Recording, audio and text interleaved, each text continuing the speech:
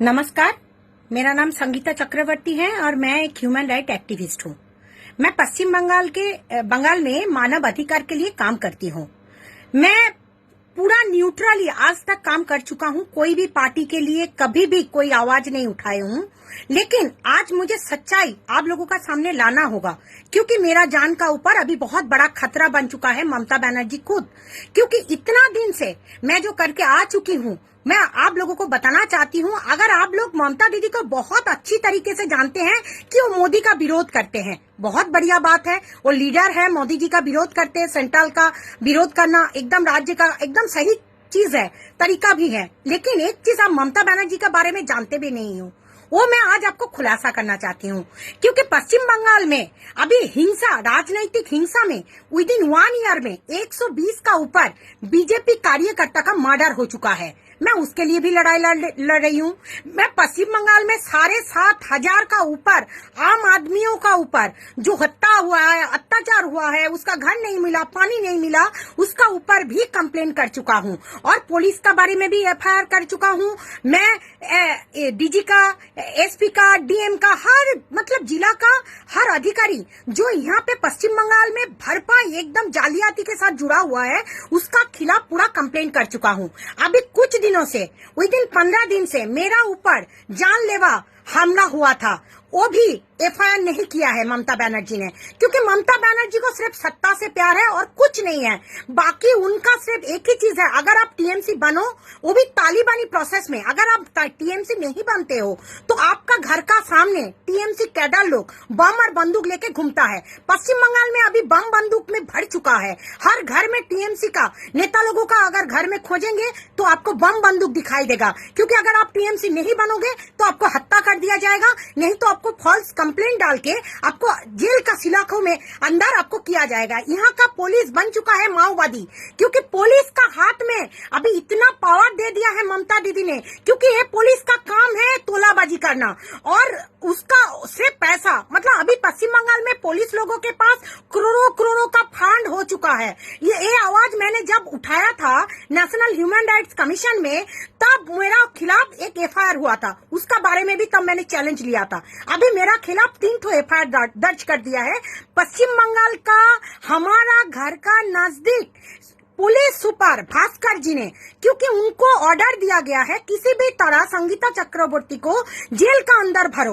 अभी देखो पश्चिम बंगाल में संगीता चक्रवर्ती का जेल में भरो, ये ममता दीदी ने क्यों कहा? क्योंकि उनका बारे में हर चीज का एविडेंस मैंने नेशनल ह्यूमन राइट्स कमीशन को दिया, मैं किसी और संस्था को नहीं दिया हूँ।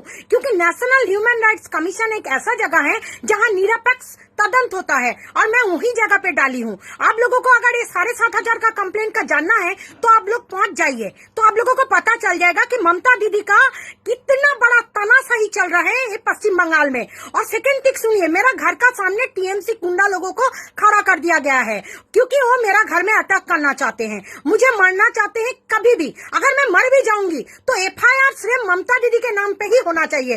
क्योंकि पश्चिम बंगाल में एक ही गुंडा है, उसका नाम है ममता बनर्जी, और उसका जितना सारा पुलिस है वो सब अभी तोलाबाज, चीटिंगबाज, जो चोर, सब कुछ मेरुदंड कुछ नहीं है इन लोगों का। मैं आपको बताना चाहूंगी कि देखिए, हर सुबह भास्कर बनर्जी जो बर्धमान का प्रोमोटेड आईपीएस ऑफिसर, वो हर सुबह होता है और 41 का नोटिस मेरा घर का सामने लगा के चला जाता है पुलिस देके।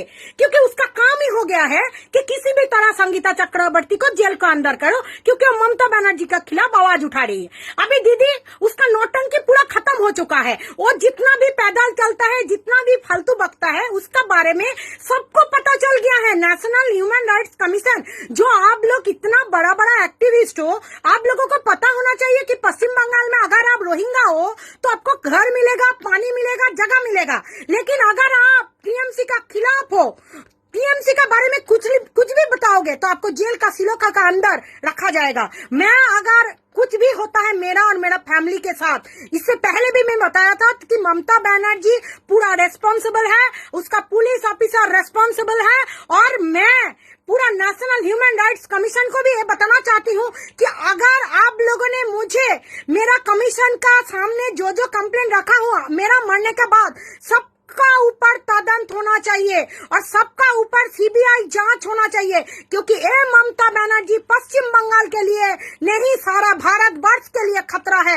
एक पश्चिम बंगाल नहीं, ये पश्चिम बांग्लादेश से भी कठिन जाएगा, खतरनाक जगह बना दिया है। मैं चाहती हूँ ममता बनर्जी का ऊपर सीबीआई इन्वेस्टिगेशन हो। अगर मेरा और मेरा फैमिली का ऊपर कुछ भी अगर प्रॉब्लम आते हैं तो धन्यवाद। और मैं चाहूंगी जितना सारा एक्टिविस्ट है सारा देश में, आप लोग जाइए नेशनल ह्यूमन राइट्स कमीशन में, मेरा जितना सारा 7,500 का ऊपर कंप्लेन खोल के देखिए, उसमें आप लोगों को प्रूफ मिल जाएगा कि पुलिस और प्रशासन यहाँ का कितना बड़ा कानून तोड़ के रखा है और खुद माओवादी बन चुका है सिर्फ ममता बनर्जी को बिठाने के लिए। पुलिस और प्रशासन का ऊपर हमारा कोई भी आस्था नहीं है, क्योंकि यहाँ पे मानवाधिकार कर्मी का ऊपर भी हर रोज झूठा कंप्लेन लगाया जाता है। तो आम आदमियों का ऊपर क्या हो सकता है, आप लोगों को सोचने के लिए मैं मजबूर करना चाहती हूँ। धन्यवाद। और मेरा इस वीडियो को इतना वायरल करे कि ममता बनर्जी का नकाब पूरा खोल जाए, उसका सच पूरा सामने आना चाहिए सबका सामने। वो जितना सादा सफेद साड़ी पहनती है उतना ही गंदी है, उतना ही घटिया है, उसका बारे में जितना कम बताए उतना ही अच्छा रहेगा। क्योंकि आप लोगों ने उनको जो आज सीएम बना के जो गलत हमने किए हैं उसका भुगत जब हम लोग भुगत रहे हैं, आप लोगों को भी जानना चाहिए कि क्या हो रहा है पश्चिम बंगाल में आम आदमियों के साथ। यहाँ पे हर रोज गोली से, ओपन बंदूक से, मशीन गन से गोली करके उड़ाया जाता है, लेकिन आप लोग कोई आवाज नहीं उठाते हो। मोदी जी का खिलाफ बोलने वाले लोग अच्छा हो जाते हैं और जब भी कोई ममता बनर्जी का खिलाफ बोलता है तो देशद्रोही हो जाता है। धन्यवाद। मेरा इस वीडियो को जितना हो सके वायरल कीजिए।